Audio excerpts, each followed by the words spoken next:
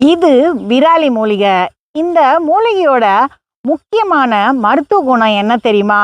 இந்த இலைகளை சுத்தமான பசும் சீம்பால்ல அரைச்சி உடஞ்ச எலும்பு மேலே 3 நாளைக்கு தடவுனா போதும், அந்த எலும்பு குணமாகி ஒன்று சேர்ந்துருமா. இந்த மூலிகையோட மருத்துவ குணம் நிறைய பேருக்கு தெரியல. பாருங்க, சும்மா காட்டு பகுதியில் களச்செடி மாதிரி தான் வளர்ந்துருக்கு. ஆனால் இதுக்குள்ள இவ்வளோ மருத்துவ குணம் இருக்குது.